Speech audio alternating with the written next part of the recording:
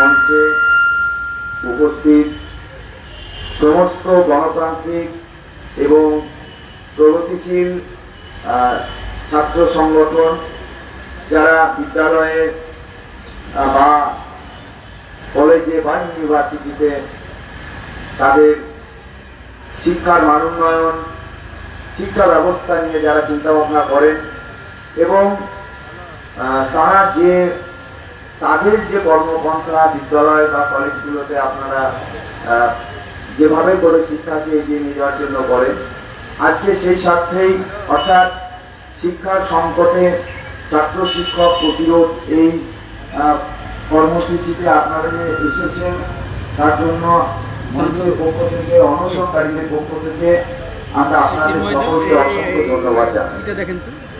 আজকে আমি মঞ্চের পক্ষ থেকে আমাদের এই কর্মসূচির যে বিশেষ খসড়া সেটা আমরা পাঠ করব। আমরা এটার নাম দিয়েছি যোগ্য শিক্ষক শিক্ষিকাদের প্রতি অবিচারের সাতকাবা। ফেসবুক লাইভটা কোথা থেকে আছে? 22/4/2024 সালে কলকাতা হাইকোর্টের রায়ে এসএলএসটি 2016 প্যানেলের অন্তর্গত 15,403 জন শিক্ষক শিক্ষিকা এবং 3,394 জন শিক্ষাকর্মী জীবন সংকটের তরুণদ্বারে এসে দাঁড়িয়েছে। যদিও 22 এপ্রিল রায় ঘোষণার পূর্বেই জনৈক রাজনৈতিক নেতা এবং রাজনৈতিক সাংবাদিক যথাক্রমে তাদের বক্তব্য এবং লেখনীর মাধ্যমে জাজমেন্টের ভবিষ্যৎবাণী করেছিলেন, কিন্তু প্রশ্ন হলো এই সংকটের মূল কারণ কি? আমরা জানি যে সব ভবিষ্যৎ এবং বর্তমানের পেছনে যে অতীত থাকে সেই চলমান ঘটনা প্রবাহের দ্বারাই ভবিষ্যতের সিদ্ধান্ত প্রত্যক্ষীভূত হয়। আমাদের এসএলএসটি 2016 প্যানেল বাতিল তার ব্যতিক্রম কোনো ঘটনা নয়। এই বাতিলের নেপথ্যে আছে এক সুপরিকল্পিত গভীর রাজনৈতিক ষড়যন্ত্র। OMR mismatch, rank jumping, out of panel, expiry of panel, এরকম 17 দফা অভিযোগকে হাতিয়ার করে কলকাতা হাইকোর্টের এসএলএসটি 2016 মামলার উচ্চ স্তরের শুনানি শুরু হয়েছিল জাস্টিস অভিজিৎ গঙ্গোপাধ্যায়ের এজলাসে। স্কুল সার্ভিস কমিশনের এই নিয়োগ দুর্নীতির পিছনে মামলাকারী পক্ষের আইনজীবী বিকাশ রঞ্জন এবং বিদ্যুৎ শামীম ও তার সহযোগীরা সিবিআই তদন্তের আবেদন জানিয়েছিলেন এবং এই আবেদনের ভিত্তিতে সিবিআই তাদের তদন্ত রিপোর্ট পেশ করতে থাকে। সেই রিপোর্ট অনুযায়ী নবম দশম এবং একাদশ দ্বাদশের নিয়োগের দুর্নীতির পরিমাণ যথাক্রমে 8.50% এবং 14.47% প্রমাণিত হয়। শিক্ষক শিক্ষিকাদের মোট যে নিয়োগ তা ছিল 17,206 জন। সেই অনুযায়ী প্রায় 92% এবং 86% শিক্ষক শিক্ষিকা এই প্যানেলের মধ্যে আছে যাদের বিরুদ্ধে কোনো অভিযোগ ছিল না। এমনকি 17 দফা দুর্নীতির কোনো একটির সাথেও তাদের কোনো সম্পর্ক ছিল না। এই তদন্ত রিপোর্টের ভিত্তিতে কলকাতা হাইকোর্টের সিঙ্গেল বেঞ্চে অভিযুক্তদের বিরুদ্ধে পদক্ষেপ নিতে শুরু করে স্কুল সার্ভিস কমিশনকে নির্দেশ দেওয়া হয়। সেই নির্দেশকে মান্যতা দিয়ে স্কুল সার্ভিস কমিশন তার যে রুল 17C সেটাকে প্রয়োগ করে অবৈধভাবে নিযুক্তদের চাকরি থেকে বরখাস্ত করার ফরমান জারি করে। এই জাজমেন্টকে চ্যালেঞ্জ করে অবৈধভাবে নিযুক্ত প্রার্থীরা কলকাতা হাইকোর্টের ডিভিশন বেঞ্চে মামলা করেন। সেখানেও সিঙ্গেল বেঞ্চের রায় বলবৎ থাকে। তারপর অবৈধভাবে নিযুক্ত শিক্ষক শিক্ষিকা এবং শিক্ষাকর্মীরা ডিভিশন বেঞ্চের বিরুদ্ধে সুপ্রিম কোর্টে মামলা করে। কলকাতা হাইকোর্টের সিঙ্গেল বেঞ্চ এবং ডিভিশন বেঞ্চ অবৈধভাবে নিযুক্ত শিক্ষক শিক্ষিকা এবং শিক্ষাকর্মীদের বিষয়ে অবৈধভাবে নিযুক্ত শিক্ষক শিক্ষিকা এবং শিক্ষাকর্মীরা ডিভিশন বেঞ্চে যে মামলা করেন তা সেই মামলা সুপ্রিম কোর্টে যায় এবং সুপ্রিম কোর্টেও সেই মামলাকে মান্যতা দেয়। কলকাতা হাইকোর্টের সিঙ্গেল বেঞ্চ এবং ডিভিশন বেঞ্চ বৈধভাবে নিযুক্ত শিক্ষক শিক্ষিকা এবং শিক্ষাকর্মীদের বিরুদ্ধে কোন রকম বিরূপ চর্চা করেননি, কোন রকম তারা মন্তব্য করেননি এবং তাদের বিরুদ্ধে কোন রকম অবজারভেশন রাখেননি। কিন্তু অবৈধভাবে নিযুক্ত শিক্ষক শিক্ষিকা এবং শিক্ষাকর্মীরা কলকাতা হাইকোর্টে ডিভিশন বেঞ্চকে চ্যালেঞ্জ করে সুপ্রিম কোর্টে যান। জাস্টিস বেলা ত্রিবেদী, বর্তমানে তিনি পশ্চিমবঙ্গের রাজ্যপাল হওয়ার সম্ভাবনার কথা সংবাদপত্রে আপনারা শুনে থাকবেন। সেই বেঞ্চে মামলার প্রাথমিক শুনানি হয়। সেখানে তারা দাবি করেন আত্মপক্ষ সমর্থনের সুযোগ না দিয়ে ডিভিশন বেঞ্চ তাদের চাকরি বাতিল করেছে। আর এই মামলাকে গ্রহণ করে জাস্টিস বেলা ত্রিবেদী কলকাতা হাইকোর্টে দেবাংশু বসাক এবং সাব্বির রশিদের স্পেশাল বেঞ্চ গঠন করে এই মামলার শুনানি করার নির্দেশ দিয়েছিলেন। সেক্ষেত্রেও বৈধভাবে নিযুক্ত শিক্ষক শিক্ষিকা এবং শিক্ষাকর্মীদের বিরুদ্ধে সুপ্রিম কোর্টের বেলা ত্রিবেদীর বেঞ্চ কোন রকম বিরূপ চর্চা করেননি, কোন খারাপ মন্তব্য করেননি। বৈধভাবে এবং অবৈধভাবে নিযুক্ত সামগ্রিক তথ্য প্রমাণ কোর্টের কাছে ছিল। এবার যখন জাস্টিস দেবাংশু বসাকের বেঞ্চকে 6 মাসের মধ্যে সামগ্রিক বিষয়ে সঠিক বিশ্লেষণ করে সিদ্ধান্ত প্রতিষ্ঠার নির্দেশ দেওয়া হয়েছিল, সেই বেঞ্চের নির্দেশে প্রতিটা স্কুলের প্রতিটা শিক্ষক শিক্ষিকা এবং শিক্ষাকর্মীর কাছে একটা অস্পষ্ট চিঠি পাঠানো হয়েছিল, যে চিঠির মাধ্যমে এই প্যানেলের উপরে একটা কেস ছিল। মূলত এই বিষয়কে জানানো হয়েছিল বৈধভাবে নিযুক্ত শিক্ষক শিক্ষিকা এবং শিক্ষাকর্মীদের নিয়ে এরকম কোন পদক্ষেপ গ্রহণ করার নির্দেশ জাস্টিস বেলা ত্রিবেদীর বেঞ্চ দেননি। বৈধভাবে এবং অবৈধভাবে নিযুক্ত শিক্ষক শিক্ষিকা এবং শিক্ষাকর্মীদের সামগ্রিক তথ্য প্রমাণ কোর্টের কাছে ছিল। সিবিআই বা বাদ কমিটির তদন্ত রিপোর্ট ছিল। তথাপি আসন্ন লোকসভা ভোটের প্রাক্কালে 22 এপ্রিল 2024 সালে দেবাংশু বসাক এবং সাব্বির রশিদের বেঞ্চ 2016 এসএলএসসি সমগ্র প্যানেল বাতিল ঘোষণা করেন। স্কুল সার্ভিস কমিশনের দুর্নীতির দায়ে নিরপরাধ স্বচ্ছভাবে নিযুক্ত এবং যোগ্য 15,403 জন শিক্ষক শিক্ষিকা এবং 3,394 জন শিক্ষাকর্মীর জীবনের অধিকার ধ্বংস করা হলো। স্কুল সার্ভিস কমিশন বা পশ্চিমবঙ্গ সরকারের দুর্নীতির শাস্তি নিষ্পাপ শিক্ষক শিক্ষিকা এবং শিক্ষাকর্মীরা কি সত্যি পাওয়ার যোগ্য ছিল? কলকাতা হাইকোর্টের যেহেতু বৈধভাবে নিযুক্ত শিক্ষক শিক্ষিকা এবং শিক্ষাকর্মীদের বিষয়ে চর্চিত ছিল না, তাই আমরা হাইকোর্টের মামলার সঙ্গে যুক্ত ছিলাম না।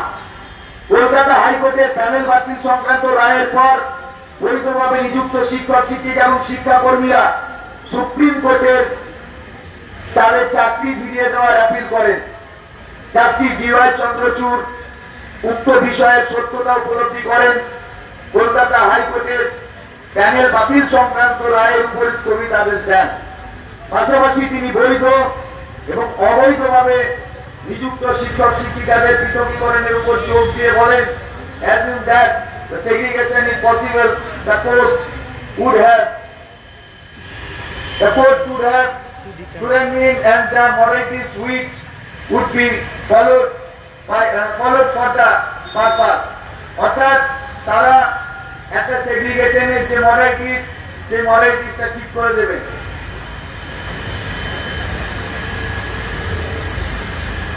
মা করবেন, এখানে টু ডিটারমাইন শব্দটা জুড়ে গিয়েছে। জাস্টিস চন্দ্রচূড় অবসর গ্রহণের পর জাস্টিস সঞ্জীব খান্নার এজলাসে আমাদের মামলার চূড়ান্ত শুনানি পর্ব শুরু হয়েছিল। সেখানে আলোচনার মূল বক্তব্য ছিল যোগ্য এবং অযোগ্যদের পৃথকীকরণ। সেখানে এই বিষয়কে প্রতিষ্ঠা করার উদ্দেশ্যে দীর্ঘ শুনানি হয়েছে। দেশের সর্বোচ্চ তদন্তকারী সংস্থা সিবিআই তাদের চূড়ান্ত রিপোর্ট পেশ করেছে।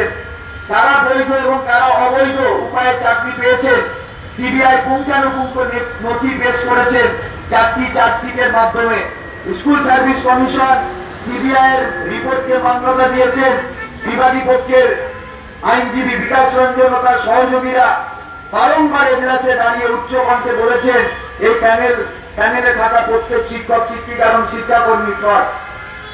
বিরুদ্ধ পক্ষের আইনজীবী বলেছেন এটা সিস্টেমেটিক ফ্রড, কিন্তু সবকিছুকে থামিয়ে দিয়ে বিচারপতি মন্তব্য করেছিলেন আপনি এটা বলতে পারেন না, কিভাবে পৃথকীকরণ করা যায় সে ব্যাপারে আলোচনা করুন। বিরুদ্ধ পক্ষের আইনজীবী আরো বলেছিলেন নতুন করে পরীক্ষা নেওয়া হোক, সেখানেও বিচারপতি মন্তব্য করেছিলেন সেটা সম্ভব নয়, এটা অত্যন্ত জটিল প্রক্রিয়া। তারপর শুধুমাত্র পৃথকীকরণের উপর জোর দিয়েছিলেন, পৃথকীকরণ যে সম্ভব তা দিনের আলোর মতো স্পষ্ট করেছিলেন আইন পক্ষের আইনজীবী এবং নিয়োগ কর্তৃপক্ষ এবং তদন্তকারী সংস্থা। ফলে সদর্থক ন্যায় বিচারের সম্ভাবনা নিয়ে আমরা যখন চূড়ান্ত ফলাফলের অপেক্ষায় ছিলাম, যেদিন